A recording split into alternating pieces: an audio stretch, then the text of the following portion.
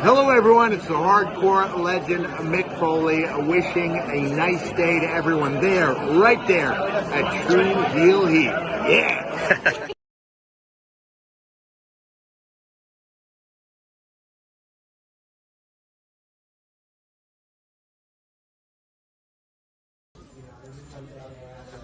This is the knockout artist, Chris Hero, and if you're looking for some true heel heat, you better listen to them boys.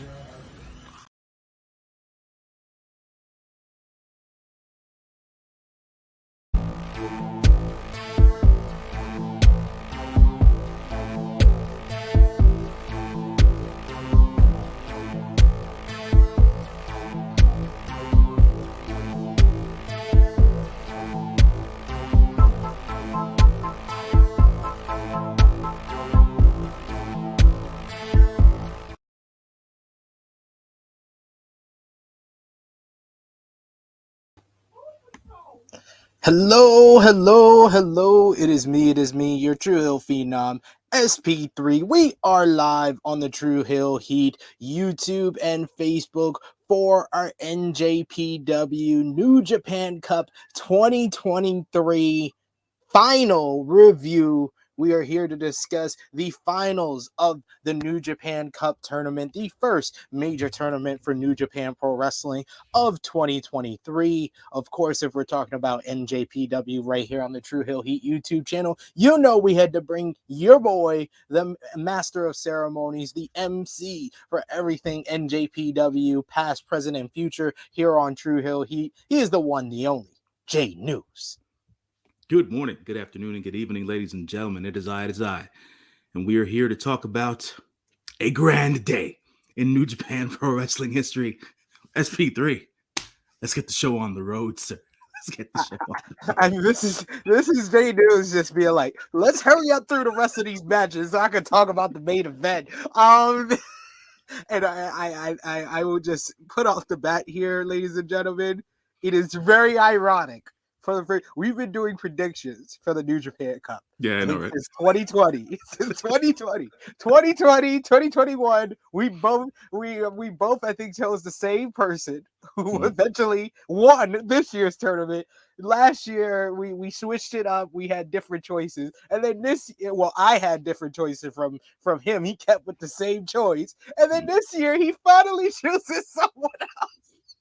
And it's not him. Oh man, I can't learn. It was unfolding before my eyes. I was just like, man, this is gonna be great doing this review with J-News, because J-News is gonna be so happy. He's gonna be so conflicted at the same time because he didn't choose his boy. Right, but here's the thing. This proves beyond the shadow of a doubt that Gato watches us. New Japan watches us. They out here, man. They ghost watching, son. So we're making a difference. We're making a difference. We love you, New Japan. That's why I even got shouted out, I think, on somebody else's post that talked about different channels that cover stuff, and one of them like tagged us because they were like, if you want to hear stuff about New Japan, feel a couple of the other channels are covering New Japan. He was like, go over to True Hill Heat if you want to hear opinions on New Japan. So we will continue. The YouTube algorithms is not always great to New Japan. We don't come up on your feed, on your timeline quite as much as when we're covering something from like WWE or AEW, but we continue to do it because Gato spites us with his choices in booking, like this New Japan Cup tournament. That's right. That's absolutely right. So, folks, as SP3 always says, but I'll say it here for the True Heel Heat channel. Make sure you subscribe, get those notifications on the live, so you get those notifications letting you know when True Heel Heat comes on and we're doing the reviews for any New Japan shows. So but we got to talk about this show, SP3, how it unfolded, how we got here, and then eventually why we're here. So Absolutely. We'll cover just the final from top to bottom, and then at the end, not only will we do MVP, LVP, match of the night, thumbs up, thumbs down, and out of 10 what we gave the final show. We'll do an overall for the tournament. Who was our MVPs? Whose stock rose the highest? What was our must-watch matches for the entire tournament? We'll do that at the end, but feel free as we're going along with the final show to sound off in the live chat. We love to hear from all of you. This is an interactive YouTube channel, so we love to hear from the live chat whenever we go live, and we'll try to highlight as many of your comments as possible. But of course, your super chat donations is the best way to show your support for what we do here. It helps the channel grow, and it makes sure that we highlight your comment on screen here. We got Dolores here with us saying, "What's up, everyone?" She was here early in the chat. We got ALW extra early over on the west side, on the west coast. It's like 8 a.m., just past 8 a.m. for him. We got Caden, the good brother, saying, good morning, guys.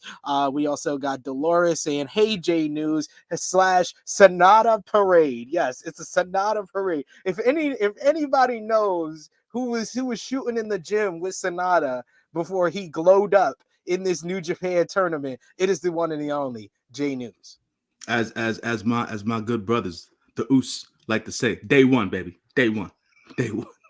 Down since day one ish. Yes, he was right. Down since SANADA had the beard, the extra gruffy beard, the blonde hair. A lot has changed throughout this New Japan tournament. We're going to talk about all of that at the end here, but let's get into the final show. As always, remember to drop the thumbs up on the video, share this video with all your wrestling fans, friends, and family on all your favorite social media platforms, and like J-News said, hit that subscribe button if you are new, so you can always get updated. Hit the bell so you always get updated whenever we go live. But let's talk about the New Japan Cup 2023 final. This was on Tuesday, yesterday, March 21st, from Nagoya, and this was an attendance of 3,384. So no vacancy. It was a sellout.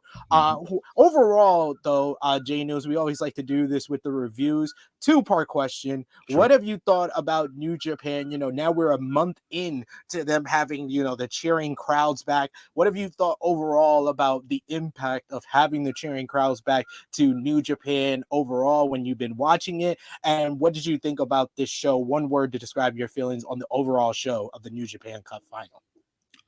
So with the attendance thing, I think that's been really, really important for the overall feel of the show. Just because we see people in the crowd necessarily or hear the clapping doesn't necessarily make a difference.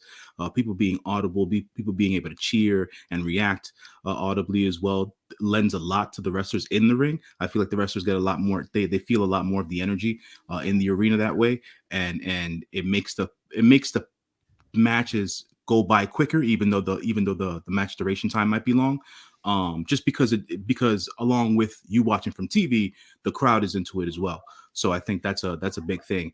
And one word to describe this show. Man, I don't even know, man. I don't even know what to say. To quote the Broken One. To quote the Broken One, wonderful, yes. That's what I would say about this show. But outside of that, yeah, man, I thought it was a good show. Just a lot to do with what you just said about the crowd. The crowd was into it the whole entire night, and the matches, even though some of them had like 12-minute, 15-minute durations, they just felt fast. And yeah, the guys in the ring were super crisp. I didn't see anybody botch or be clunky in there and things of that nature. So that led a lot to it. So I thought that the pace of the show was really, really good, and the in-ring action, as always with New Japan stuff, was crisp. So, but it felt like a different energy, but a good energy nonetheless. We got Caden who says, I saw a pic of SANADA a few days ago and didn't even recognize him. Brand new. He's new haircut, new him. We got Simeon who says SANADA getting that push. Gato must have had too many Sapporos to finally pull the trigger. great. We got Dolores who says, I liked when they interact with the audience. Yeah, Yeah. we've been seeing that a lot more, especially like someone like ELP, El Phantasmo, has been interacting with the kids in the crowd a lot more and stuff like that. We'll talk about his whole character arc that's been going on over the New Japan Cup when we get to his matchup. We got Lox Piro on the Facebook page. Thank you for joining us. Join us over on YouTube as well, good brother. Drop us a like. It always helps those YouTube algorithms so other New Japan fans can check out this video as well. But let's start off with the opening matchup from the New Japan Cup 2023 final. It was a tag team matchup featuring the new best faction in New Japan Pro Wrestling, the burger deal away from being the sponsored New Japan Pro Wrestling stable. Just 5 guys, as it was Doki and Taichi going up against Yota Nakajima and Hiroshi Takahashi. It was very strange for me to see Takahashi in an opening matchup in this, that really he has no storyline engagement or anything like that involved in this one.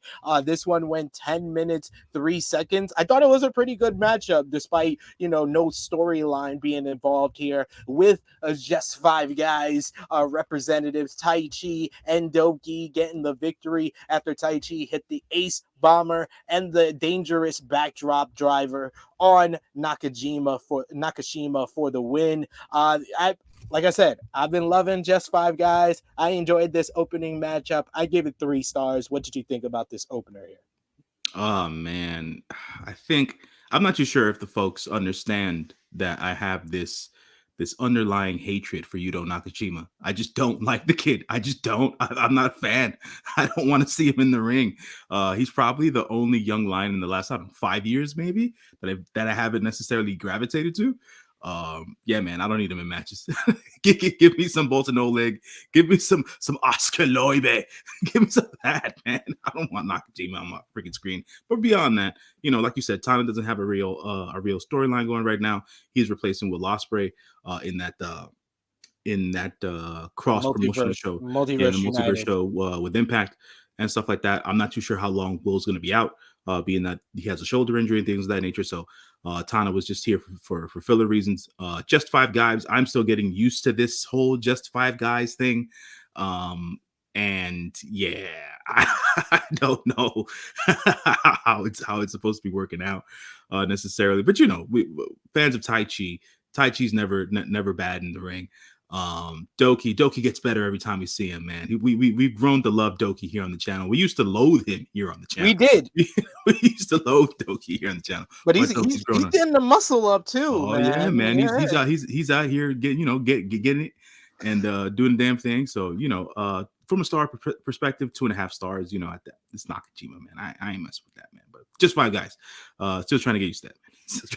Just 5 guys. Give it to me. Come on, just 5 guys. What did you think about Taichi and how important his matchup with SANADA is to the overarching story that was told throughout the New Japan Cup? Because I was talking about over on Wrestle In Ace Techers after the first night of the New Japan Cup, is how much I enjoyed that story. That was one of my favorite stories that I saw in the ring the entire year. Just how Taichi, the story going into the tournament was about SANADA was in a funk.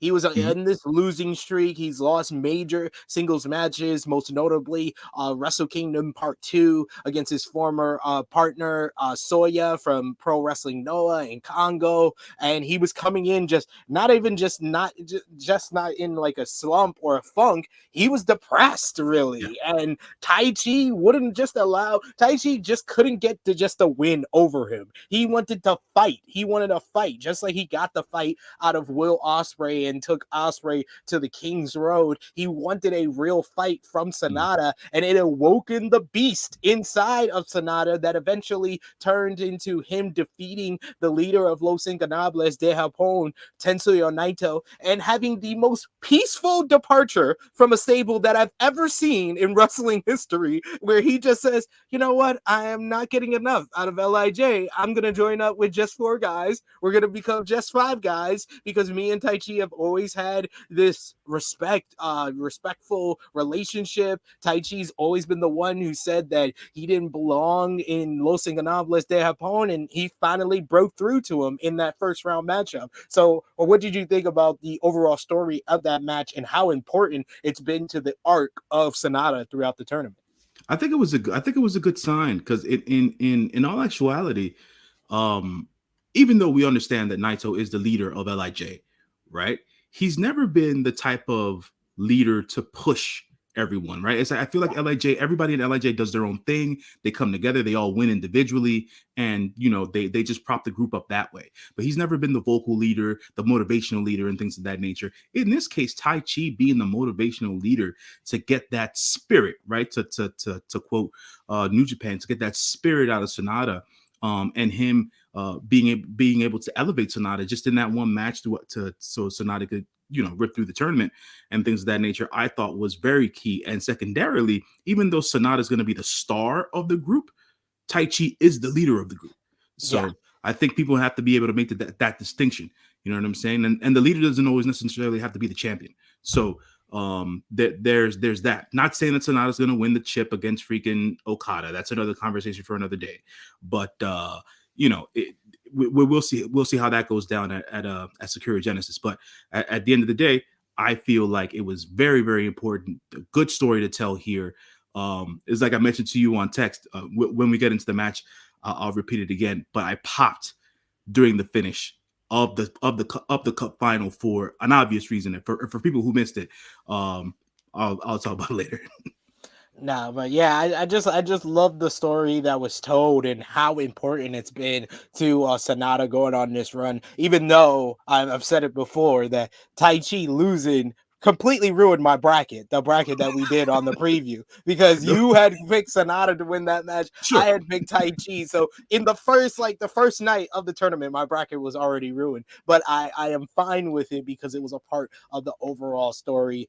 We got Dolores who says just 5 guys are just the cool emo kids. And I'm beginning to love it more, especially with SANADA in it. And she also says SANADA went from a kid to the cool kid in the tournament. That's a great way to put it. And you put it great as well, where Taichi is really the leader of just 5 guys, but SANADA is now in the star position. In a lot of ways, SANADA was always going to be the 3rd best heavyweight in Los Ingobernables de Japón, and he's gone to a stable where he is filling in really the Shingo Takagi role. The Shingo Takagi role of 2021, where Shingo was the star of Lij, but he wasn't the leader. Tetsuya Naito was still the leader, but Shingo firmly established himself as the 2nd best heavyweight and the star when he was IWGP World Heavyweight Champion. So now SANADA kind of has that role with just 5 guys.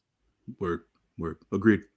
Moving on to the second match on the card, another tag team matchup, a little more storyline investment here, as he had Roy Huyua teaming up with Shota Umino to verse TMDK's Fujita and Zack Sabre Jr., the NJPW World Television Champion. A lot of interactions between Shooter and ZSJ following their New Japan Cup tournament matchup, which with my eyes, spoiler alert for when we talk about the must-watch matches later on, this was one of my favorite matches of the whole damn tournament, of how Shooter used the techers that he learned in Europe against Zack Sabre Jr. It was a great story, another great story in this tournament. In the end, it came down to Shooter going at it with Fujita, and he puts him away. He doesn't put him away with the STF as Zack Sabre Jr. comes in and breaks it up, but he eventually puts him away with the Death Rider to get the victory here. So him and Oya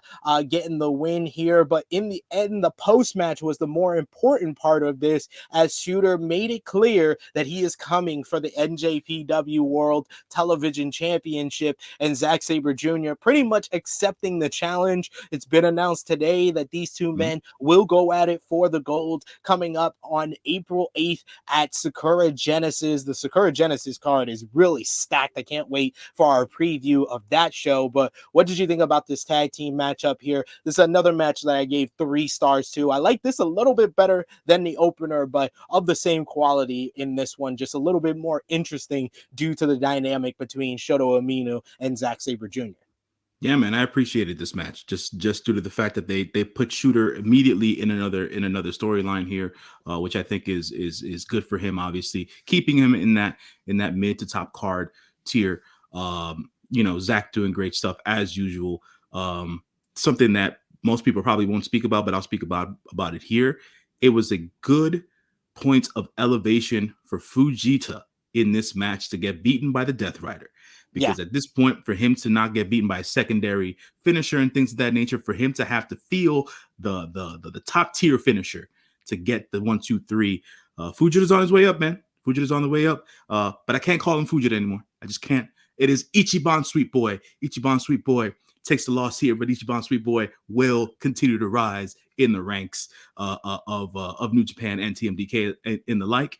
I would say that I am definitely looking forward to Shooter, aka the Top Shota, the one and only Shota Umino, taking on Zack Sabre Jr. at Sakura Genesis. Yeah, man, Ryohei Oiwa still needs some work from a young lion standpoint.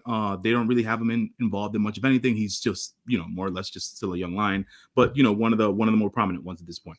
So it was like you said, good story evolution here. And looking forward to it, man. This was definitely better than the first match. So yeah, I'll agree with that. Fujita, I love the dynamic of him and Zack Sabre Jr. in the tag team matches where it's Tekker's 101, where he's teaching him different moves. Like I know that I saw one tag match where he was teaching him the cravat.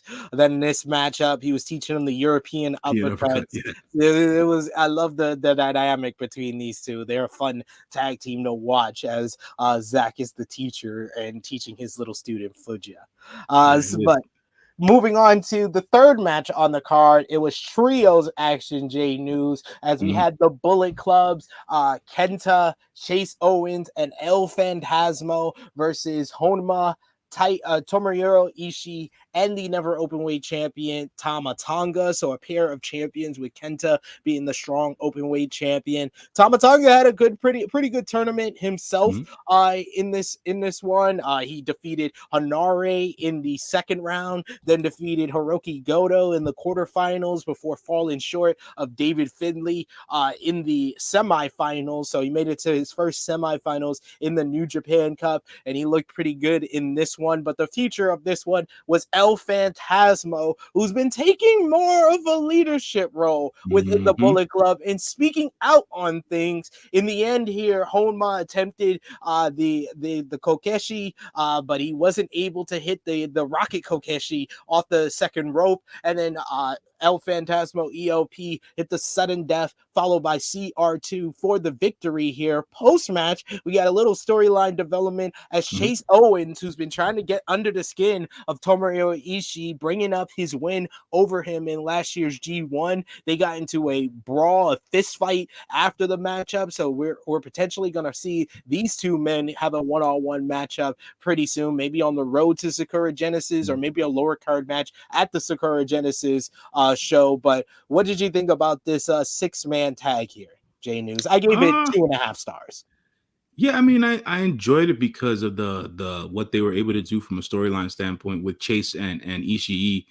In that sense, they never necessarily ever put Chase in any sort of story really. So I well, at least for as long as I've been watching, he's never necessarily been the lead of a story. So for him to be one-on-one, him and Ishii going into Sakura Genesis, be it they make it a main event for like one of the Road 2 shows or whatever the case is, I think that would be something cool for them to for those two to do. I'm gonna say something here, man. I think this is gonna break down a little bit here with the Bullet Club, man. You know what I'm saying? We've got some turmoil, we got some drama coming down the pipe here. Spoiler, folks, David Finlay did not win the New Japan Cup. Yeah, I'm not too sure if that's gonna bode well for David Finlay and his attempt to be the new leader of the Bullet Club here with the loss here at the New Japan Cup.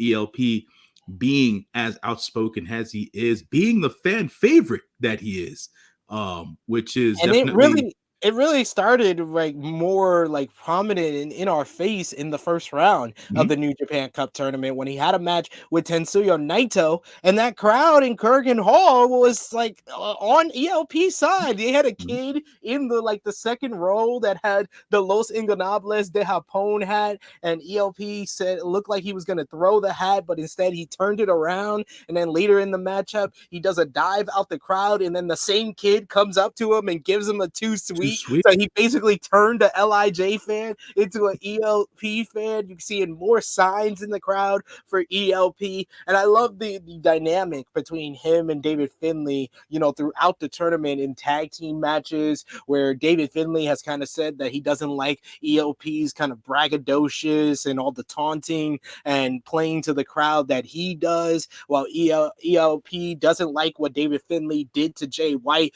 He says that the Bullet Club agreed to let Jay White go off on his own and leave New Japan peacefully. They didn't need to attack him or anything like that. But, the story that they've been telling is that Gato got into the ear of David Finlay after Switchblade turned him down when Gato asked Switchblade if he wanted him to come with him to the United States after he lost the Loser Leaves Japan match against Hikuleo. He got in the ear of David Finlay at Battle in the Valley and caused David Finlay to attack Jay White, and he became a member of the Bullet Club at the start of the New Japan Cup tournament. And then throughout the New Japan Cup tournament, the more and more wins he was getting, the more cocky David Finlay was becoming, and he even said he's the new leader of the Bullet Club, which is very akin to how AJ Styles came into New Japan and became the leader of the Bullet Club in a lot of people's eyes, even though some people viewed Carl Anderson at that time as the leader. Then it was Switchblade Jay White, who with Gato by his side, who became the leader of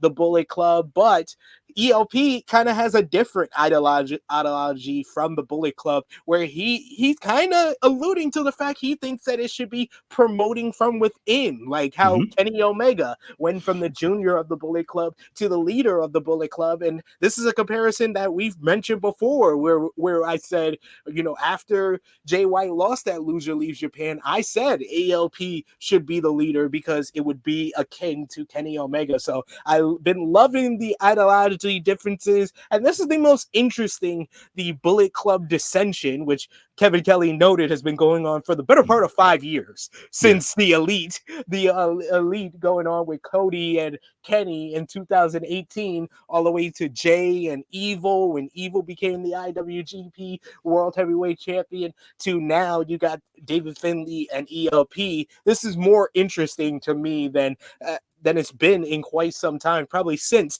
Kenny and Cody. But what have you thought about the different ideologies being debated between ELP and Finlay? I think that this is gonna boil down to some sort of a match in the future, if you will. I feel like this is gonna break down in a good way. It'll be good for character building on both sides between ELP and David Finlay. Because there's still some pieces that just don't match. Like Juice's Bullet Club still, but David Finlay and Juice don't get along. So how they fitting to do that?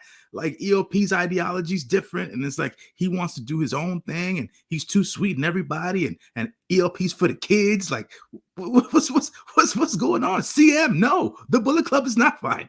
They're not fine. They're not in fact fine. They are fractured. They are fractured. There is just no way that this is definitely gonna work out for everybody's best interest here. We will see how this develops. I like it though. It does lend a level of intrigue and interest to the Bullet Club that it hasn't had in quite some time. So that's definitely a plus. David Finlay still got to grow on me a bit. So we'll see how that works out and things of that nature. But all in all, I think that the storyline itself is working so far. So Yeah, I've been liking it a lot. I've been liking ELP. I don't know if ELP is long for this Bullet Club world, because you know how Bullet Club rolls. The guys that are usually more heelish are gonna take over the guys who are embracing the crowd like ELP has.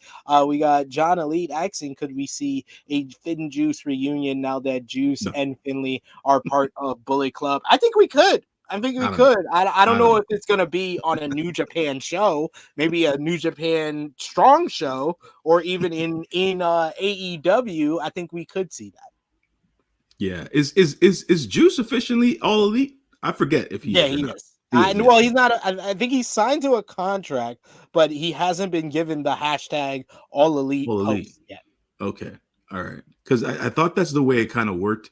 I forgot who debuted recently, and I didn't see this person is all Taya Valkyrie, as a matter of fact. There you go. Oh no, She they had debuted hers recently. instantly. Yeah, okay. Yeah. I didn't get Yeah. to see that, but it was all Yeah. right. All right. Yeah, they had that instantly. Tony Khan put that up as soon as that segment was over. He was like, "She's all elite. Make sure she put the tag on her." We got Will Chisholm who says, "I do love the more things change, the more they stay the same with the Bullet Club." You gotta love it that they've been consistently a battle from within for 5 years now. It's ridiculous. CM saying, "I'm referencing the iconic battle line." Cody said, "Bullet Club is fine. Everyone fights." Yes, I know. We knew who you were referring to, CM. Don't worry. But yes, whenever they say that Bullet Club is fine, it means they are far from fine. Far from fine. Exactly. Let's go to the fourth match on the card. It was a multi-man matchup. Speaking of something that needs to be addressed in the Bullet Club, is if these guys are even Bullet Club members at this point, but Bullet Club, quote unquote, House of Torture members Dick Togo, Sho, Yujiro Takahashi, and Evil versus Ryusuke Taguchi, Toriano, Ren Narita, and El Phantasmo. So 2/3 of Strong Style in this one. The Never Openweight 6-man tag team champions versus the House of Torture. The rivalry continues. HOT attacked the baby faces in the entryway, and I will say I enjoyed this matchup because of the brevity of it. It did not need to go long. It didn't need to go long at all. Eventually, the baby faces got the advantage in the ring with Taguchi locking on an ankle lock on Yujiro Takahashi, but Yujiro distracted the referee, holding him down so he couldn't see Sho come into the ring and use a wrench to blast Taguchi. Yujiro followed up with Big Juice for the victory here in less than 3 minutes. After the match, the more notable part of this, House of Torture just went all off on the two members of Strong Style. They first took out Yano and Taguchi, and then further the attack in the ring on Ren Narita and El Phantasmo. Ripping off the mask of El Phantasmo was Sho, and then Evil spray painting Ren Narita, the HOT, on his chest, and then declared themselves the number one contenders for the Never Openweight 6-man tag team champions. What did you think about this matchup here and the post match with El Phantasmo once again? El Desperado once again getting unmasked, but not as memorable as the last time. It wasn't as dramatic in 2020. No, absolutely not. Look, listen, man. All right, I get that they're trying to make HOT a thing. I get that they're trying to heal him up a little bit more.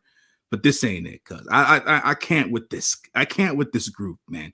First of all, now you out here spray painting people, NWO style. Now you out here doing what the Outcasts are doing and stuff like that. Come on now, man. You know what, man?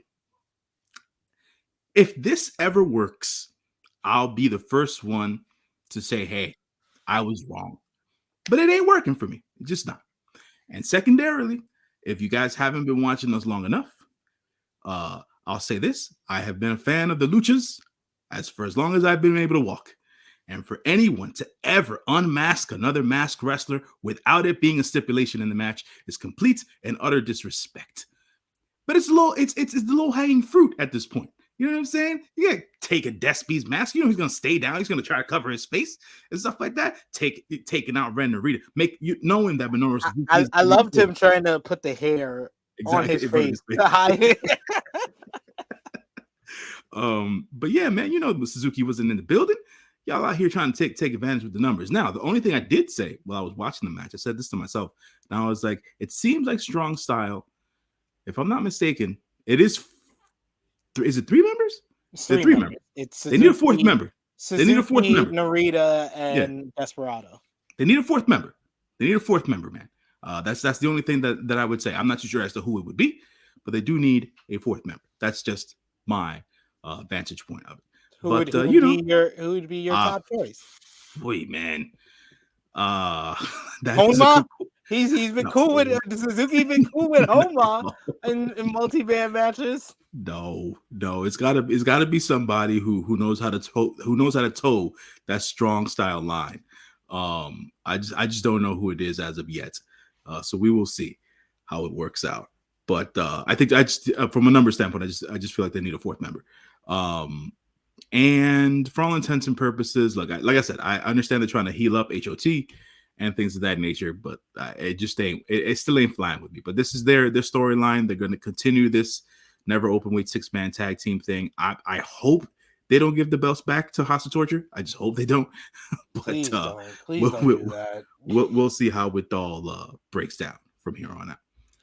Well, we're both disappointed because we both predicted Ren Narita to defeat Evil in the first round of the New Japan Cup. Came up short, and it wasn't the best match of the tournament, to say the least. But I will say, Evil had one of my guilty pleasure matches of this tournament because Mark Davis pulled out a great, entertaining matchup out of Evil for the first time in 3 years since this man joined the Bullet Club. That was like the most enjoyable because finally a faction worked against House of Torture with their shenanigans and their number game. And that was that felt like an Attitude Era type of matchup. Were you able to see that matchup, and did you enjoy it as I much as did I not. I did not see that match at all. I caught up via clips, roundups from New Japan properly that they put up on YouTube and things of that nature. So, yeah, I didn't get to see that. So, it's always a good thing to hear that somebody got an entertaining match out of Evil. So that's cool. I heard that Dunkzilla had a favorable New Japan Cup. So that's always cool to see, especially those Aussie Open boys. They're near and dear to the heart. So that's cool to hear. So yeah, man. I mean, I hope bigger and better things. I hope that they get to win these New Japan Tag Team Championships sometime soon. So we'll see how it goes. From a US standpoint, I'm not too sure about them being on ROH this much, but that's another conversation for another day. I mean, I don't mind it, and they're good on there as well. And they got a nice little matchup coming up this Thursday against Christopher Daniels and Matt Sydal, which should be a really good one. And I would love to see them also be included into that Reach for the Sky ladder match to determine the new ROH World Tag Team Champions. And if they are included, they would be considered a favorite. They also are going to be on the Multiverse United show in a 4-way matchup for the Impact World Tag Team Championships against ABC, Chris Bay and Ace Austin, the champions, Motor City Machine Guns, and TMDK represented by Shane Hates and Bad Dude Tito. Wow. So Mikey Nichols not coming to the US, huh? Damn shame. I don't know. Shame. Let's talk about the 5th match on the card here. It was tag team action as we had Los Ingobernables de Japón represented by the KOPW 2023 provisional champion Shingo Takagi and the leader Tetsuya Naito versus United Empire's Aaron Hanare and Great Okan. This is a follow-up from one of the better matches of the entire New Japan Cup tournament, J-News, with Shingo Takagi and Aaron Hanare. They beat the absolute crap out of each other, and Aaron Hanare pulling back-to-back wins over Shingo Takagi, first in a tag team matchup at the 51st anniversary, and then again in the New Japan Cup in the first round here, and now he looks like he is taking aim at the KOPW 2023 Provisional Championship. They went at it in their hard-hitting ways as well. In the end, it came down to Great Okan and Tetsuya Naito. Great Okan hitting this vicious driver, just dropping Tetsuya Naito on his bad neck late in the matchup. But Tetsuya Naito, even though he wasn't able to get Destino, he was able to get the rolling clutch hold for the 1-2-3. This match going 12 minutes, 43 seconds. I thought this was a good matchup here. I gave it 3.25 stars. LIJ picking up the win in the aftermath. Aaron Hanare once again making it clear he is coming for the KOPW 2023 Provisional Championship, and it was announced earlier today these two men will meet on April 2nd on the road to Sakura Genesis. They're going to have their KOPW 2023 Provisional Championship matchup, which is supposed to be, I believe, a Muay Thai rules matchup, as Shingo gave Hanare the opportunity to choose the match due to his 2 wins over him over the last month. What have you thought? What have you thought about the new push for Aaron Hanare coming out of the New Japan Cup? And what did you think about this tag team matchup here? I mean, we're finally doing something with gentrified Hanare, son. I mean, what is there to say? We're finally doing something with the dude. We'll see where it goes. Honestly, I Hanare, not my favorite, right? But we'll see where it goes. I doubt that he'll win 3 in a row over Shingo.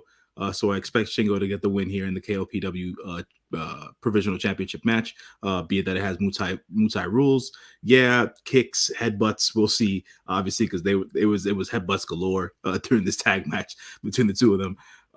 So we'll see how that breaks down.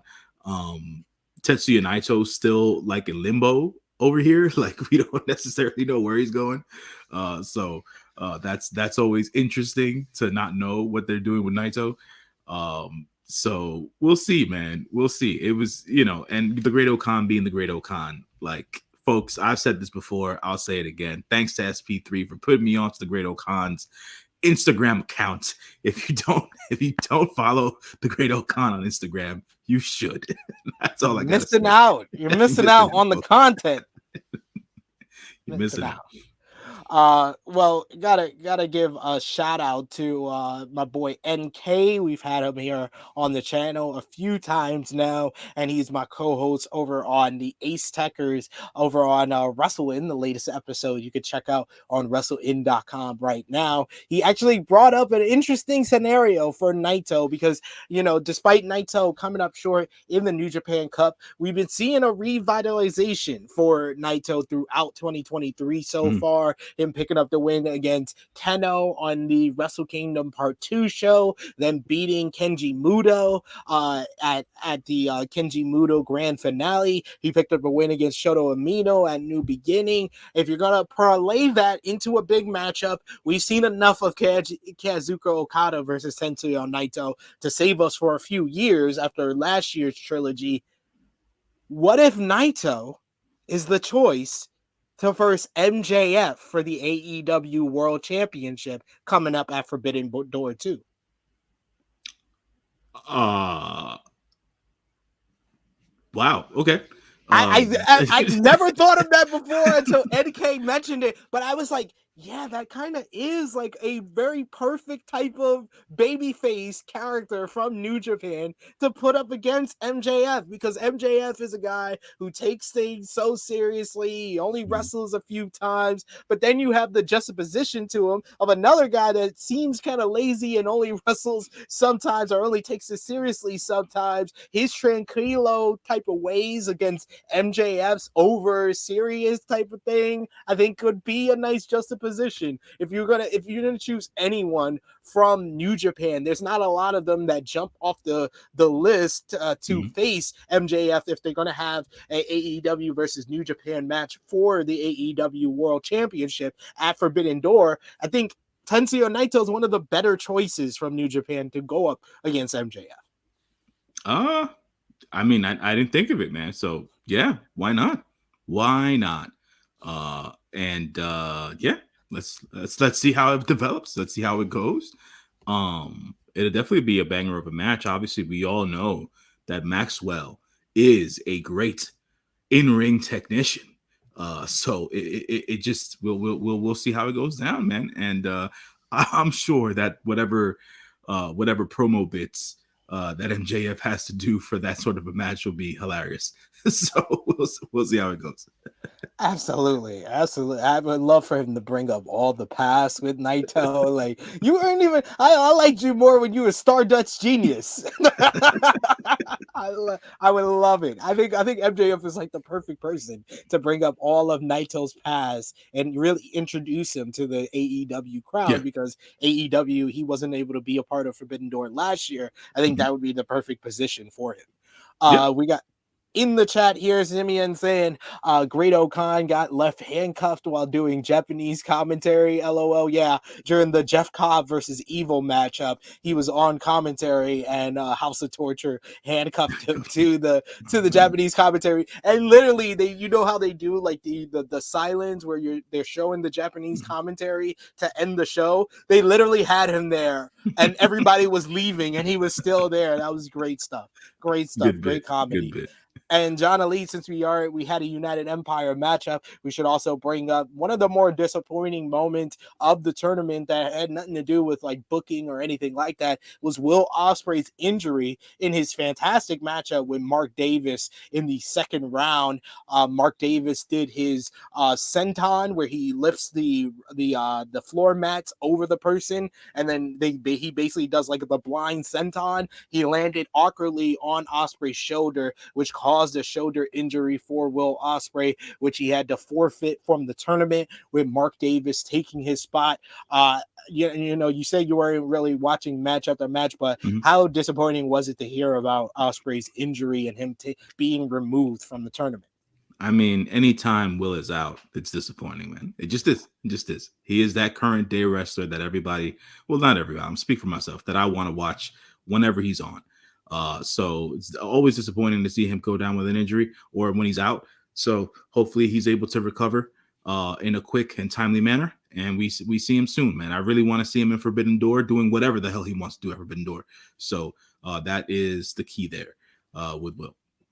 Yes, I hope he's back for Forbidden Door, because I know Wrestling Observer reported last week that the talks were that Omega Ospreay 2 was going to be one of the major matches for Forbidden Door. So it'd be very disappointing that 3 months out we get another big matchup for a Forbidden Door show scrapped after all the matches that we were supposed to get last year that got scrapped away that we thought we were going to get this year. So hopefully that he's able to get healthy before Forbidden Door, especially with Forbidden Door just being announced to be in Toronto, Canada. That Canadian crowd that doesn't see a lot of New Japan. So I think that's going to be an electric crowd. And I love the juxtaposition where, Ospreay has made Japan his new home, where, Kenny Omega came into hostile territory, coming into Will Ospreay's home territory with New Japan and in Japan. And now you got Omega in AEW and Ospreay coming over. And not only that, it's in Canada, his home country. I think that would be a great dynamic for their second matchup of the year. Yeah, man. It'll definitely be a great dynamic. To quote Romeo, I think this is going to be a trilogy. Part 2 at Forbidden Door, hopefully. Part 3, more than likely, again at Wrestle Kingdom for next year, but probably for higher stakes, I would say. So we'll see how we get there, but higher stakes, I would say. But yeah, man, hopefully it all works out for the best. Yes, indeed. We got Simeon who says MJF would work Naito style very well. Yeah, that's why, like, when NK said it on Ace Techers this week, I was just like, yeah. Like, I always thought Takahashi, because you had the pure baby face versus the dastardly heel, but I like the Naito matchup even more than I like Takahashi versus MJF. I just dig that so much more. And Dolores saying, sad Ospreay won't be able to wrestle, but Jeff Cobb is a great replacement, and he was a replacement for our next matchup that we're going to talk about here, the 6th match on the NJ Cup final show here. It was 6-man tag team action as you had United Empires, Jeff Cobb, Kyle Fletcher, and Mark Davis, Aussie Open, teaming up to face Chaos's Bishamon, Hiroki Goto, and Yoshihashi, the IWGP tag team champions, and the IWGP World Heavyweight Champion, Kazuchika Okada.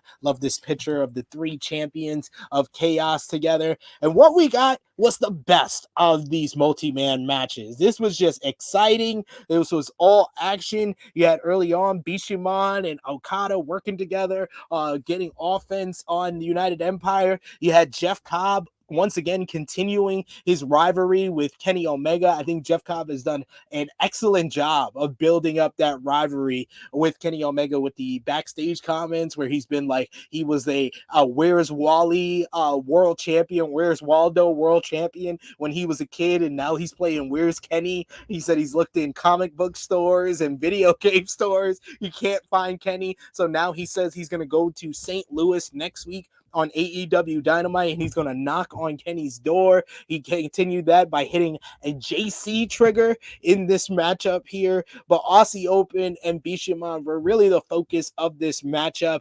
Aussie Open isolating Yoshihashi after Kyle Fletcher got the big win over Yoshihashi in the New Japan Cup tournament in the first round. One of the better matches of the entire tournament before coming up short to Hiroki Goto in another great matchup in the second round. But here, Aussie Open gained the victory, hitting Coriolis on Yoshihashi to once again get another victory over Bishamon. They went 1-1 in the World Tag League.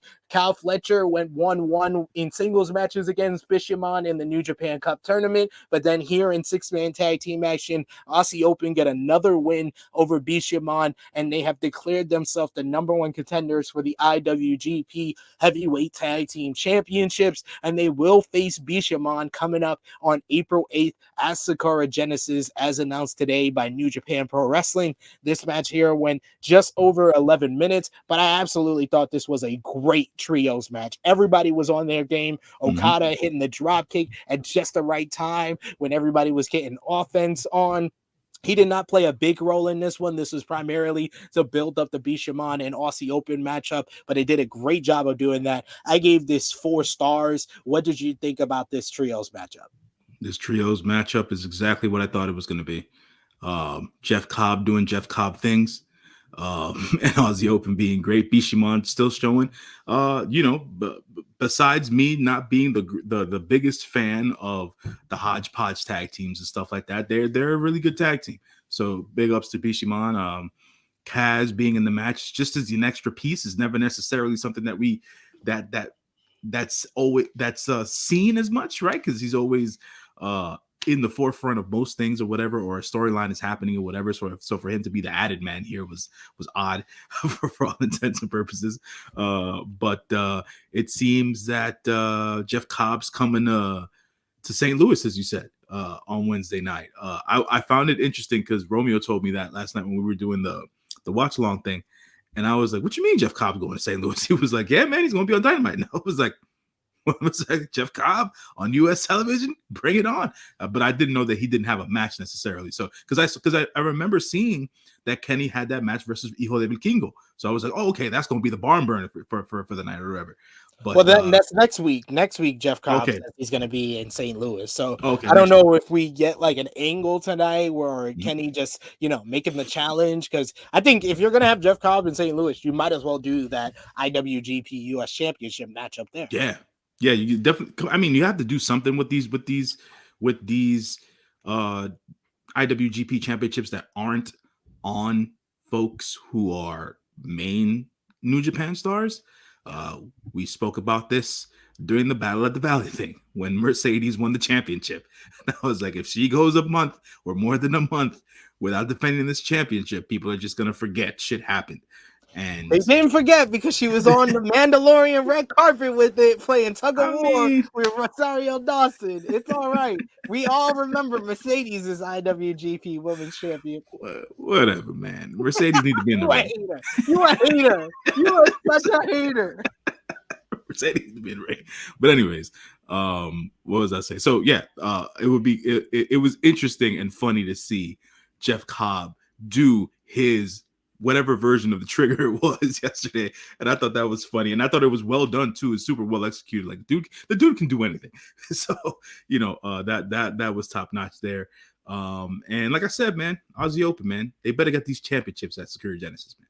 They gotta get these championships at Security Genesis. I'm here for it. Even though Bishamon, man, we weren't able to talk about it because we didn't review the show, but they had the best tag team matchup of the year so far against Hiromu Takahashi and Kazuchika Okada on their 51st anniversary show. Mm-hmm. That was a tremendous they tore it down. team matchup. They tore it down. One of the better tag team matches I've ever seen from New Japan Pro Wrestling was that matchup there. So Bishamon, they deserve more respect. They're not a hodgepodge tag team. They're a legitimate tag team. They might have not, been, brought up like brothers like the Young Bucks or early on in their career like FTR, but I think they're one of the better. They're in my top 10 tag teams in the world today because they have just keep delivering either good to match of the year candidate matches like their matchup against Tanahashi and Okada.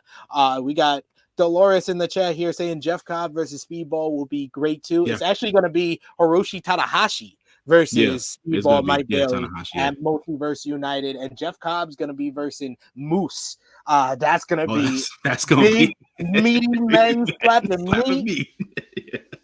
For sure, man. I'm ready for that. And there couldn't be a better replacement for Will. Yeah. I'm disappointed that we're not going to see Ospreay versus Speedball because, I did my interview with Speedball Mike Bailey, and he was saying that he thought the matchup with him and Ospreay, due to their experience against each other, they just had a fantastic matchup last year in your call for Revolution Pro. He said that this could have been the greatest wrestling matchup of all time with him and Will Ospreay, but I don't think he's complaining to be versing a bona fide legend in the ace of New Japan Pro Wrestling in Hiromu Takahashi, and it's going to be a completely different matchup than it would have been with him and Will Ospreay. So I think that's going to be a great match on the card. Multiverse United, man, it's a stack card. It's a ridiculously stacked card. Even the knockouts four-way with Mickie James, Deonna Purrazzo, Giselle Shaw, and Miyu Yamashita is going to be. Can't wait for Miyu. Is going to be in a New Japan and Impact ring. I can't wait. Quick bit. What is Purrazzo still signed to Impact, or what's the deal with her? Okay. Yeah. All right. She's still signed to Impact currently. I don't know. I think it's maybe the rest of the year she signed, or sometime this year her contract expires.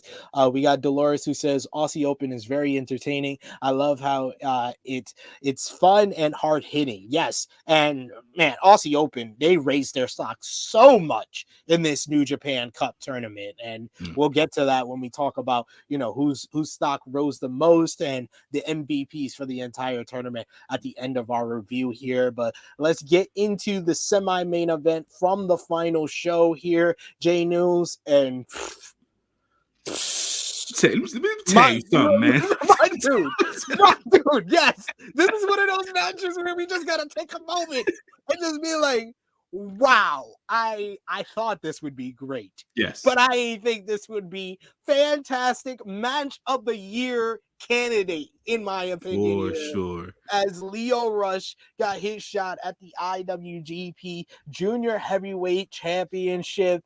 And when I say this was a blistering pace, this was ridiculously paced. Like the first sequence where they're running the ropes and doing the zigzags, I was just like, what the fuck is going on? Then the Lio Rush does a crazy low pace suicida. Then you get Hiromu on the outside, catching him, throwing him outside onto the apron. He tries to do the apron bomb, but Lio blocks it. So he eventually hits an apron power bomb. He then follows up with the Death Valley driver into the guardrail. You got Lio hitting another low pay, and then he does a twister, a sky twister to the outside in an Asai Nusa. It's been a while. These near falls though. These near falls were the best thing about this damn matchup. You had a Leo getting a crazy near fall with Hiromu selling the rush hour like he was Austin Theory at WrestleMania 38, taking a Stone Cold Stunner. You had the Spanish Fly for a near fall. One of my favorite moments of this whole entire matchup, J-News, was freaking Leo pulling out the direct drive for Yo, and then he still couldn't hit the final hour. You had Hiromu finally putting Leo away with a big old lariat, and then following up with Time Bomb 2. But this doesn't talk about Leo kicking out a Time Bomb 1. You had Hiromu kicking out of this crazy Michinoku driver type of move from Leo. Leo coming out with the half face paint, looking like a warrior in this one, and just it was basically came down to Leo Rush making one or two mistakes in the whole story of this matchup. In the buildup was how Leo was making Hiromu chase after him, and Hiromu just couldn't keep up. It was Leo trying to avoid all the power moves from Hiromu, and using his speed to keep him on his back foot. But he made one or two mistakes where Hiromu basically caught him. Like at one point, he tried to do the zigzag on Hiromu, and Hiromu caught him with a super kick, and eventually it caught up to him. He hits Time Bomb 2 for the win, 21 minutes, 27 seconds. This was absolutely superb junior heavyweight matchup. I said this on Ace Techers. I will say it here to you, J-News. My favorite junior heavyweight matchup from New Japan Pro Wrestling since the 2020 Best of Super Junior finals between Hiromu and El Desperado. That's how much I love this goddamn matchup. This is Hiromu's best title defense that I've seen against anyone not named Will Ospreay for the IWGP Junior Heavyweight Championship.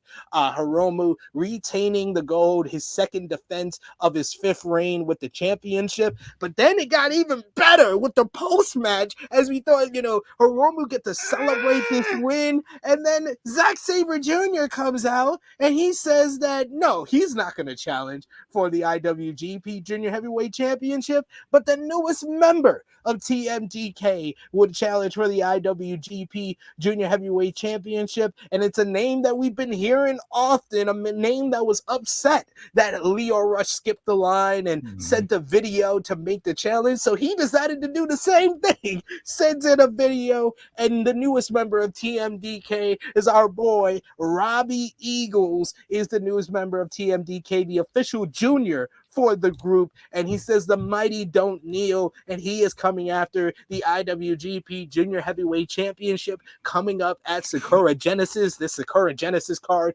just keeps getting more and more stacked, and Hiromu, in response, accepts the challenge, but also mentions how no one wants to make a challenge in person anymore. They just send videos and they're able to skip the line. He was like, he's not liking this sending video. Whoever gets to the production first is the person who makes the challenge, but he does accept. Man, let's first talk about this goddamn matchup. What did you think about Leo Rush and Hiromu Takahashi? I wanted to almost go full boat with this one, but it was just, I think it really got like 5 more minutes. This is the type of matchup that I wish had 5 more minutes, because this was, I think, like nearly 10 minutes less than his matchup with Yo at New Beginning, which I gave 4.5 stars, but I would have taken 5 more minutes out of this matchup. I gave it 4 3/4 stars. A near perfect junior heavyweight championship matchup. What did you think, J-News? Yeah, man. Listen, this match, man. To quote Roy Jones Jr. in regards to Leo Rush, y'all must have forgot. Because goddamn, man, listen, man. For all the grief I've given Leo over the years, from an attitude standpoint and shit like that, the reality of the situation is he is a great professional wrestler. He always has been since his ROH days, to his WWE days, to now. He's always been a great professional wrestler. And this just proved it, man. I said to myself, this is what we need in the junior division. We need more of this. We need fresh matches. We can't keep going back to the well with these matches. There's just too many good juniors out there for us to be continuously going back to these matches with freaking Master Wato and freaking who's the guy in the Bullet Club with the Bone Soldier? Taiji Ishimori. Taiji Ishimori. There, that guy. Keep going back to the well with him. We love Despy. I love Despy, but we've had that match countless times now. The Robbie Eagles match hasn't necessarily been repeated too much, but it's something. I that think we've they seen only before. faced once in the Best of Super Junior tournament, so it's a fairly fresh matchup. It's fairly fresh, so we'll get to see that at Sakura Genesis and stuff like that. And if they keep the lines of communication open, we'll see more matches between the Super Juniors from All Japan and or Noah and things of that nature. So that'll be cool, especially with Best of Super Juniors coming in May. So we'll see how it all works out in that particular regard. But Lio Rush did say after he lost the match that he will be back. So if he is in the Best of Super Juniors, I can only imagine. No, we need to demand Lio Rush. And I've seen Lio Rush have great matches. Like you said, we followed him since his ROH days when he came in like as a top prospect, and everybody was talking about, oh, you got to see this kid, he's great. And I thought he was great then. And then coming into WWE, he had some great matches with Angel Garza for the Cruiserweight Championship. But this was Lio Rush's best match, in my opinion. Yeah. It's the best match I've ever seen. Without question, man. Without question. I thought, I knew that the story, not that I knew, but when I was watching the match, while the match was unfolding, he couldn't hit that frog splash. He couldn't hit it. Like the final hour. And I was like, when he couldn't hit the final hour, that was going to be the story of the match. Because once he hits it, we all know it's over. So due to the fact that he didn't hit it, he wasn't able to land it. He made a couple of mistakes, like you stated before. He wasn't able to get the match and win the title. But man, Lio Rush as IWGP Junior Heavyweight Champion? Might need some Laxon. I'd be here for it now. After this performance, I mean, he just feels so renewed in New Japan. Like he does not seem like the guy like maybe 6-7 months ago, maybe last year. I would have made jokes about, oh, Lio Rush is another loss, he's gonna retire and stuff like that. The retirement jokes because of how many times he said he was leaving the business. There, you can't joke about this after this matchup, because this showed us that he's ready and he's here in New Japan to make an impact, and I want to see more of him. He needs to be in the Best of the Super Junior tournament, and I would not be mad at all if he eventually does become the IWGP Junior Heavyweight Champion. Yeah, man. I feel like he need look. I can't be out here booking, but Gato, I know you're watching, man. I know you watching, Gato. I know you watching.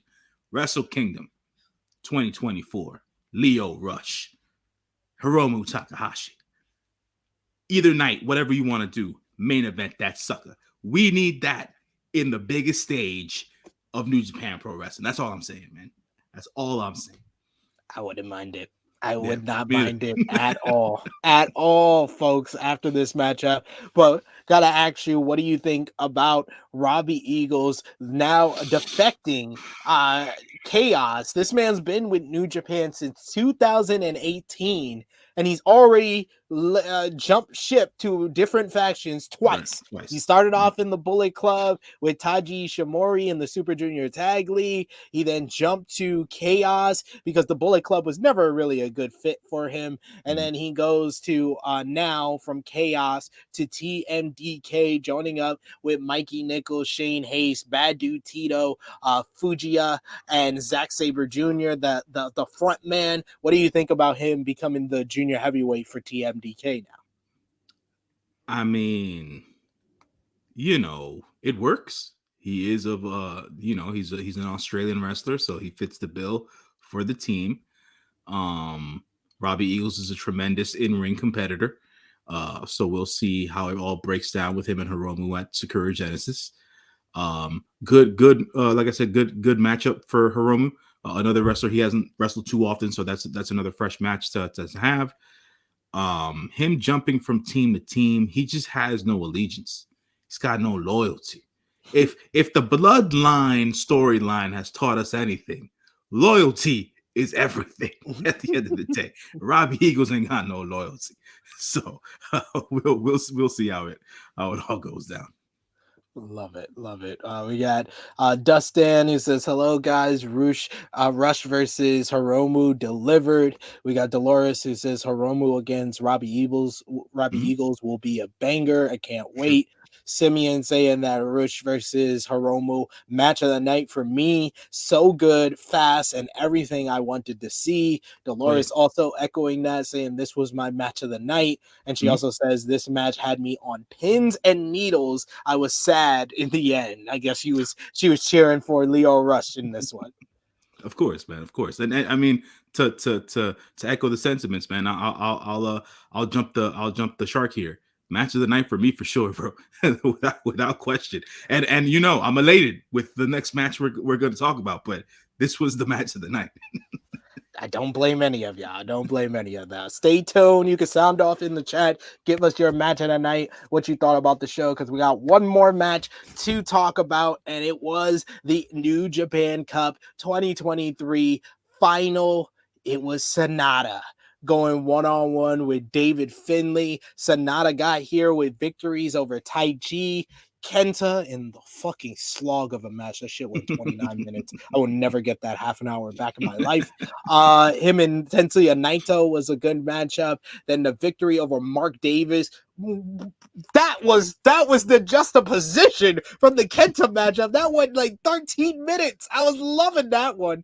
And then finally, this final match here, David Finlay got here with victories over Tomohiro Ishii, Great Okan, Shoto Amino, and Tamatanga. These two men made a big change, and this was not the finals that I don't think anyone predicted that would happen here.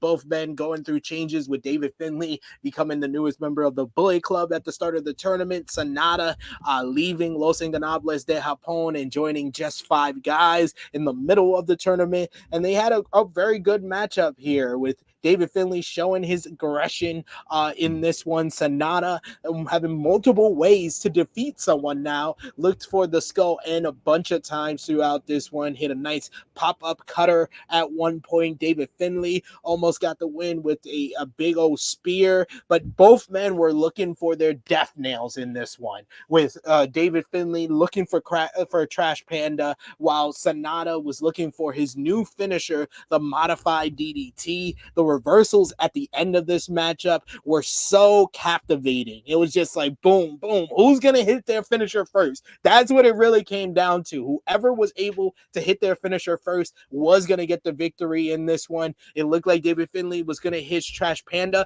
but SANADA landed on his feet and then came back with his idol, his mentor, Keiji Muda's Shining Wizard, picks up David Finlay, hits the modified DDT for the victory. This one went just under 20 minutes. This was another one. SANADA, like I said, with Mark Davis, had a 13-minute just fast-paced brawl, and this one felt very fast-paced. And this New Japan has learned, I think, now that they have the cheering crowds, they don't need the long, drawn-out main events. They can have a quick one like this, and this was one of the shorter New Japan Cup finals, but a very good one. As SANADA finally, after making the finals in 2019 and losing to Okada, he made it to the semifinals in 2020, lost to Evil, and now here back in the finals, he has won the entire tournament. The new SANADA, fresh cut and everything, no beard, with Just Five Guys, and he wins his first ever New Japan Cup tournament. And he's got a bunch of confidence and swagger to him now, J-News, as he calls out Kazuchika Okada and says he wants to face him face to face. And he actually repeats the same words Okada once said to Tanahashi before beating him for the IWGP Heavyweight Championship. And he says that the IWGP World Heavyweight Championship needs some change around it, and he is that change. Okada says he's glad that he won the New Japan Cup tournament, and he says, my rival What took you so long? I love this. I love this shit talking heel Okada that is here with us today. It is fabulous how cocky he is. He's like, it took you long enough. All it took was a haircut and joining a new group, a different allegiance. He says all of that won't help you when you go one-on-one with me for this championship, but he will see him as Sakura Genesis. And Sanada came back with even more swagger and tells Okada, he was like, I won the main event. You get to step in. You go up the entrance way. You go up that exit. I don't need you here. And he ends the night with the lights on, his usual ending, and he stands tall with just 5 guys. Just 5 guys taking home the New Japan Cup.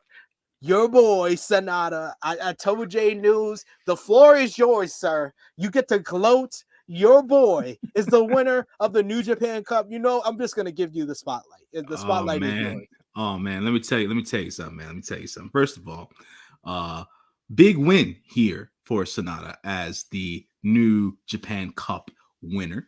I'm going to keep that a little bit reserved because this was deserved 2 years ago, but then they gave it, or 3 years ago, but they gave it to Evil. So that's that, right? We won't talk about that anymore. This was necessary. Me and SP3 had a little text exchange the other night where SP3 mentioned the fact that this was necessary for Sanada to get to that next level, that next step, him leaving LIJ, joining another faction, becoming the star of a faction. I said absolutely. I was just not too keen on the fact that he's one of 5 guys. But you know, let's take what we have right now. Secondarily, I popped during the finish when he hit the Shining Wizard before that modified DDT. I literally gasped because I knew that was just a signal, an homage to the great Muta, Keiji Muto. And to me, outside of him always doing the rounding press or whatever the case is, to me, him hitting the Shining Wizard, going into that modified DDT and getting the win, I was like, he might just take the Keiji Muto route and use that story to his advantage from here on out. And for folks who know that particular story throughout the years and how Muto was able to go from one company to the next and be the man from one company to the next or whatever, and be the champion from one company to the next, he's got to beat Okada here. It's Sakura Genesis. Not knowing if he's going to do it or not, I'm not too sure how Gato will address the booking here. Do I want Sanada to win the championship? Of course I do. Sanada is great. He is fantastic. He is smooth. He is he's one of the better wrestlers in New Japan, and people are going to finally get to see it.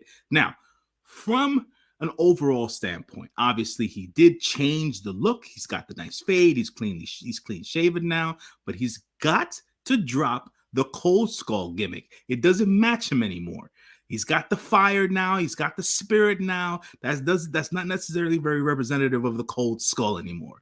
We've got to see a newer version, a more spirited version of Seiya Sanada here. And I think that might be coming within the next couple of weeks before Sakura Genesis. We will see, or at Sakura Genesis, maybe we'll see the completely new repackaged Sanada. And that's my point of view. If it doesn't happen, then whatever. But I think that'll work more to that effect. But this win solidifies him in the main event scene. This change solidifies him in the main event scene. I would like to see a strong style level match between him and Okada. That's what I want to see. To be honest, obviously with all the smooth exchanges between the two of them, because those two guys are greatly athletic, which is not necessarily the commonplace thing when it comes to Japanese wrestling. So depending as to how they want to definitely structure the match, we'll see how that works out. But this win right here cements Sanada as one of the best, at least for right now. So big props to my main man Sanada. And day one, baby, day one. I didn't pick him because they had him in the doldrums, in the dumps. But this right here solidifies why I have been on the SANADA gravy train since the beginning. People need to understand and they need to know the greatness of SANADA. And I feel like this new character change and the gimmick change is gonna work to his advantage, man. He's been slow. Like, I think the story's been that he's been slowly putting it together throughout the years, but not everything's come together. And now I think everything's going to come together eventually. So that's what it is. Yeah, man. Their treatment of each other at the end of the show, I thought was top notch. So we're gonna continue to see that going forward. So yeah, man, I thought this was great. I thought this was fantastic. Obviously, so yeah. Look at the smile on my face, big. Look at the smile on my face, man. I'm just letting you go, brother. I'm happy for you. I'm happy your long sticking with SANADA paid off for this tournament here. I gave the final match 4 stars. I thought it was a great performance by both guys. I thought David Finlay kept up the aggression, and he plays a much better heel, in my opinion. Now, like I think he's still developing everything with his heel work in the ring, but he's coming a long way already. And SANADA played a great foil to him. Simeon saying that SANADA should beat Okada. I would book it as Okada being too arrogant and underestimating SANADA. That would be a great way to book everything with how Okada's arc has been. Dustin saying good match. SANADA with the Shining Wizard. Yes, indeed. I popped for that as well. Simeon saying the closing sequence to SANADA securing the pin was the best part of the matchup. I totally agree there. We got Dolores saying, first I must acknowledge SANADA changing teams and looks shaved 20 years off of him. Yes. Yes, this man looks like he is 20 years younger without the beard and the blonde hair. He said, Dolores also says, second, SANADA shocked me because at the beginning he looked like a depressed loser. Now he feels like the man. It's crazy. That was a great story told from the beginning of the tournament to now, and how like they gave him this nice natural arc over the 2-week stretch of the New Japan Cup tournament. Yeah. They're gonna play this up, man. They're gonna play this up. We're gonna see SANADA out here with these double-breasted 3-piece suits. He's gonna be killing it out here, man. Like I can't wait, man, because they're gonna have him on another level. I've been waiting for this for a while. The mean, aggressive Okada, this cocky Okada, this dickhead Okada. This change is so like, to call it necessary is a little. I don't know if it equates, but like it works. It really does freaking work. And I think, to Simeon's point, I feel like Okada's underestimating my main man SANADA here. You know what I'm saying? Like I said, I don't know what Gato's going to decide here. I have no idea how this booking is going to go. I want SANADA to win, but I have no idea how this is going to go. I hope that the match delivers. I hope, and hoping is it is what it is, but it's going to deliver. I just hope that the finish leaves people satisfied, unless they want to run this back a couple of times or whatever the case is. So definitely excited for this. It's Sakura Genesis. Yeah, man, let's get it going. Let's keep this SANADA road long and prosperous at the end of the day. So yeah, man, that's what I'm about.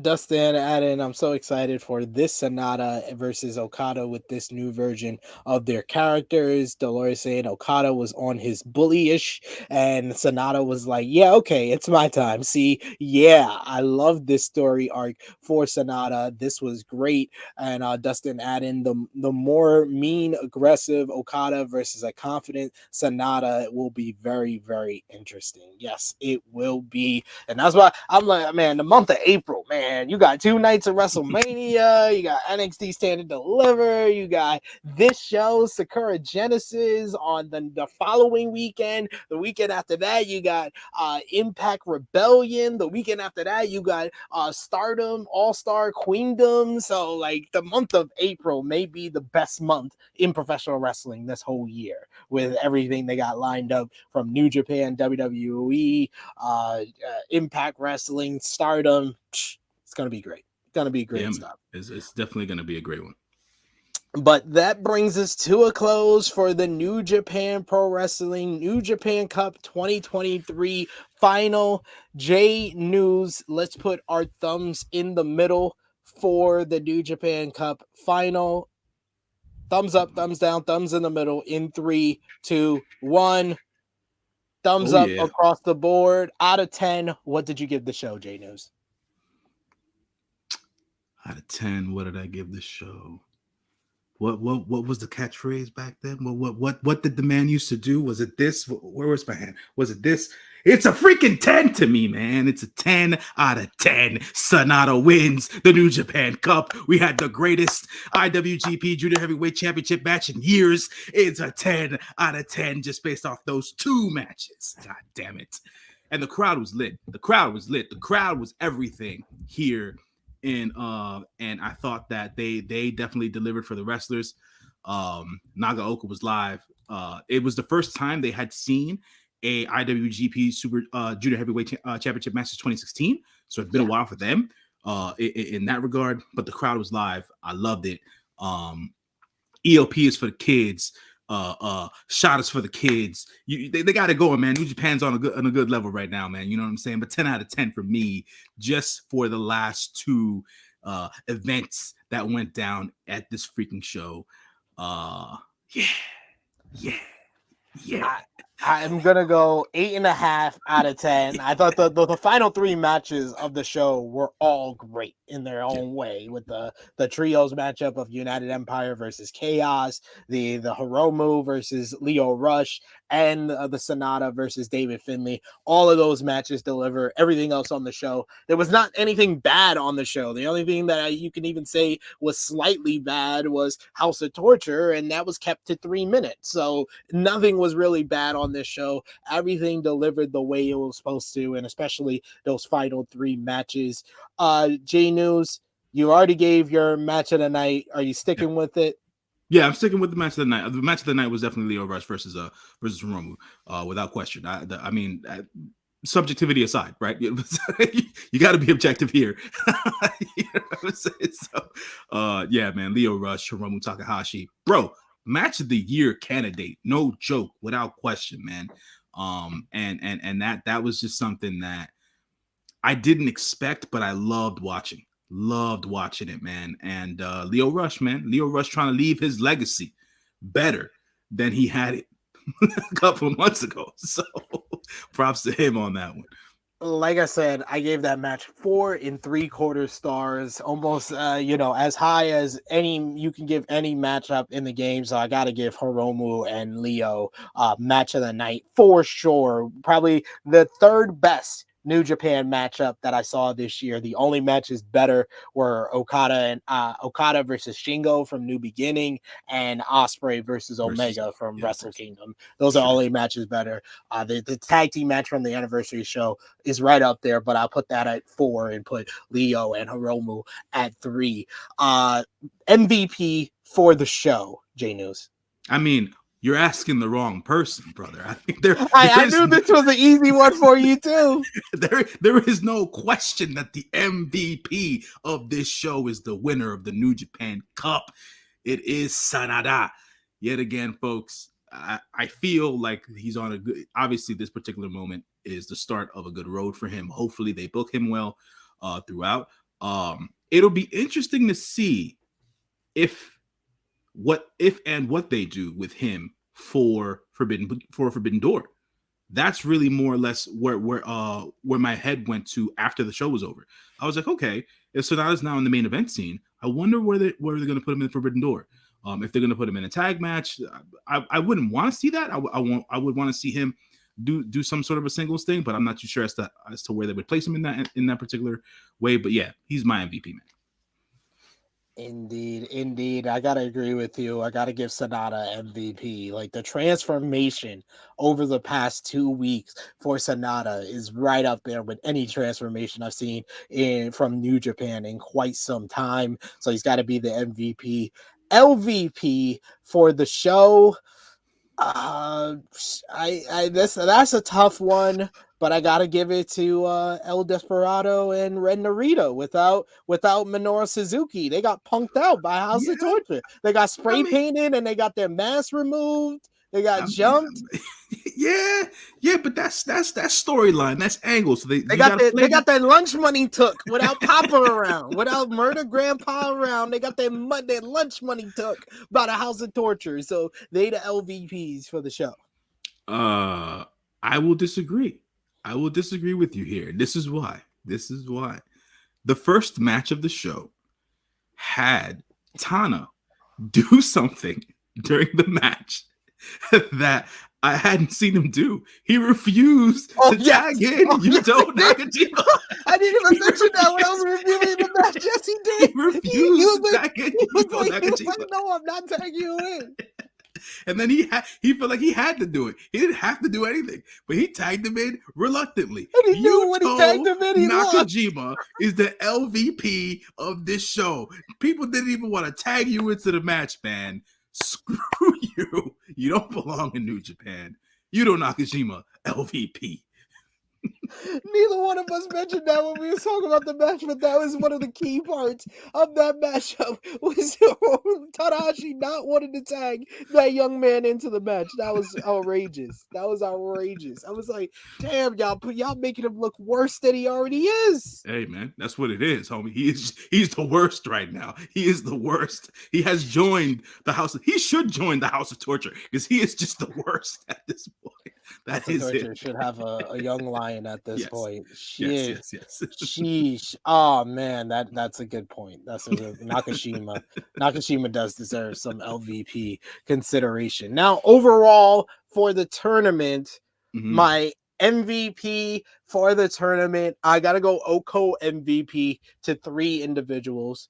SANADA, like I said, that transformation, joining just 5 guys, the haircut, the shave, the matches that he had with Naito, with Taichi, with Mark Davis, and the final matchup with David Finlay, all good to great matches. He has to be, number 1 at the top of the list, plus winning the entire tournament.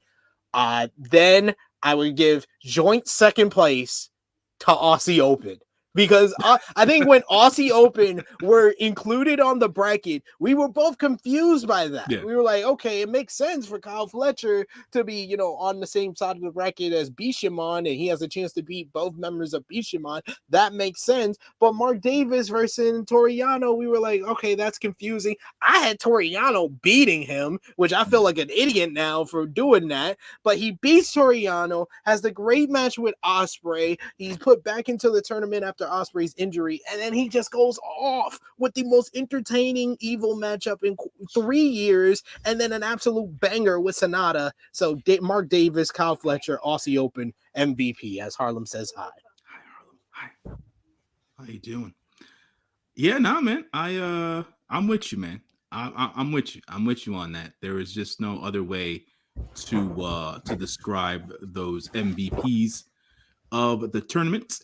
And you said you had 3, so there was them 3. So Aussie Open, and SANADA. So there's that. And you had did you have LVPs for the tournament? No, we'll just do MVP for right now. Who's your?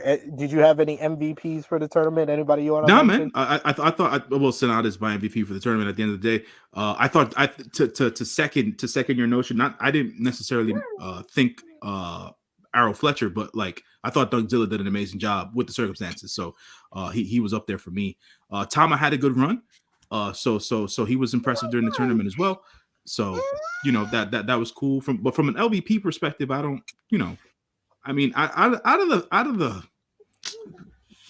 them busting the bracket with Aaron Hanare's win in the first round, it just I don't know, man. I don't know. I'll leave it there. MVP. Hey, I thought Aaron Hunt already raised his stock. The guys who made the biggest rise in stock, it's got to once again be Aussie Open. Aussie Open showed the world that they are not only just one of the best tag teams in the world, they can overall be great singles performers. Yeah. Like Dungzilla proved himself to be a modern day Stan Hansen, Yeah. and Kyle Fletcher at 24 years old. I saw a path for him to potentially have a great mentor versus student matchup with Will Ospreay in the future and be a main eventer in New Japan Pro Wrestling after his matches with Yoshihashi and Hiroki Goto. So those are the guys that made the biggest rise in stock. And then the must-watch matches for the New Japan Cup, I gotta go with Mark Davis versus SANADA. Like I said, that was just a wild pace for that match, an absolute brawl. I gotta go with David Finlay versus Tomohiro Ishii in the first round. That was just a hard-hitting matchup and one of David Finlay's best matches. I think right up there with his Will Ospreay match from Burning Spirit last year. I go also with Shoto Amino versus Zack Sabre Jr. Just a shooter using the Techers against ZSJ was just a great story being told.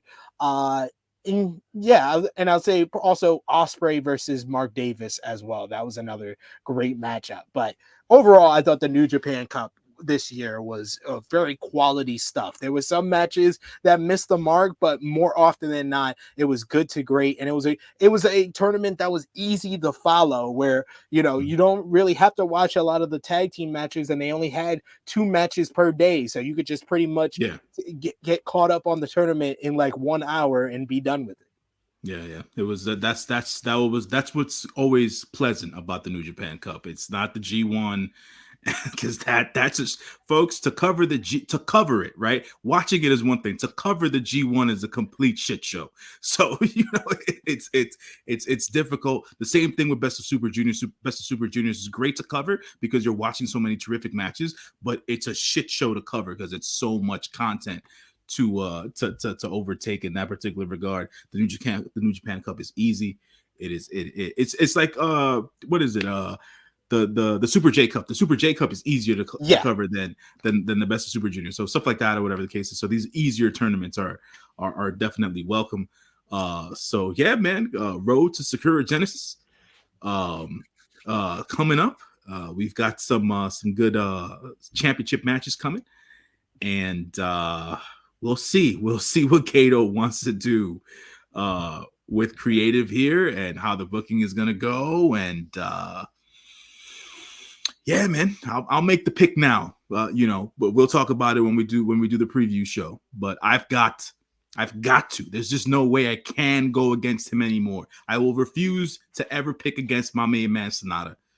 SANADA for the win against Okada at Sakura Genesis. That's what I got.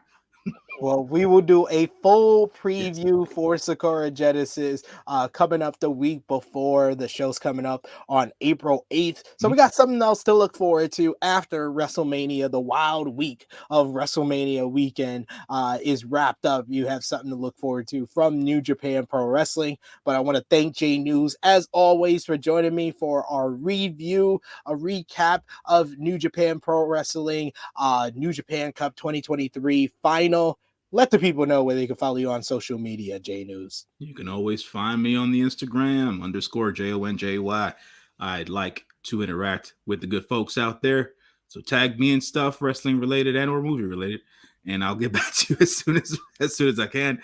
Outside of that, folks, you can always find me here on True Heel Heat covering the New Japan stuff. I'll be doing a lot of True Heel Heat sports as well as the baseball season gets underway. So I'll be over there with Chris G and Romeo and the likes. So yeah, man, y'all can catch me on there. SP3, as always. Please take it away.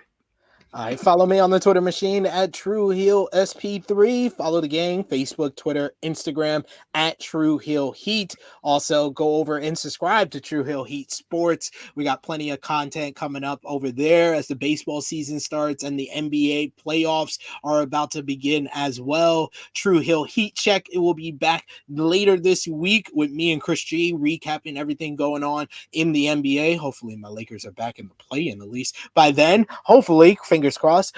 Twitch.tv/True Hill Heat Gaming every single week, Thursday, 8 p.m. Eastern Time. You got Blunt Impact. You got Friday Night Fuckery with Chris G playing some Hogwarts Legacy. So check that out and subscribe over there. Help us out and get some income for our subscriptions over there now, and check out all the great stuff we got over here on the channel. You had last night NX3 number 99 watching WWE NXT with the fantastic Ilya Dragunov versus JD McDonough matchup. Tonight you got 8 p.m. Eastern Time Elite Heat number 44 watching AEW Dynamite. We got Kenny Omega versus El Hijo del Vikingo. We got Hook versus Stokely Hathaway, no disqualification. You got Sting's return, so a lot of great things going on AEW Dynamite tonight. And later this week on Friday, we got dropping our exclusive interview with Impact Wrestling X Division champion Trey Miguel. We talk about his upcoming matchup with Lince Dorado at Impact Sacrifice, his 6-way matchup at Multiverse United. We talk about his ventures and if he wants to go over to New Japan Pro Wrestling and compete in the Best of the Super Juniors tournament, as well as we talk about what edibles to eat while watching Impact Wrestling. So it's a lot of great stuff, wide range of topics from me and Trey Miguel. But I want to thank everyone in the live chat. You guys were great. Dolores, go Warriors. So join us for True Hill Heat Check later this week. Dolores also saying Chris G is too funny playing games. Must watch on Twitter. You guys, love you, Dolores. You're awesome. John Ali, thank you for joining us. Dustin, Simeon, Caden, Will Chisholm, CM, you guys are awesome. Want to thank J-News, as always, for joining me, and we'll be back with the NJPW Sakura Genesis preview the week after WrestleMania weekend, so join us for that. But for J-News, it is me, your True Hill Phenom, SP3. This has been our NJPW New Japan Cup 2023 final review. We are signing off until next time.